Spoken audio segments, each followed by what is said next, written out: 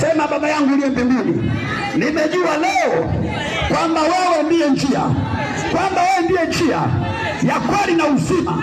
Yesu wangu na Mungu wangu na Roho Mtakatifu wangu, ni kweli nilikujua, lakini kwa sehemu ulimwengu ulinidanganya.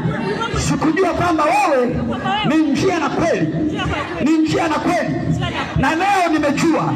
Sasa ninaomba kuanzia leo, kila njia yangu iliyofungwa na wachawi na mashetani na waganga na mizimu na majoka na kila aina ya uharibifu, kwa jina la Yesu, kuanzia leo kila njia mlioifunga kwenye ulimwengu wa roho, kwa jina la Yesu, nasema na kuzimu, nasema na wachawi, nasema na waganga, nasema na joka kuu, kuanzia leo na kuamuru kwa jina la Yesu, mwenye mamlaka, mmiliki wa njia zote, kuanzia leo achia, fungua njia zangu zote kwa jina la Yesu.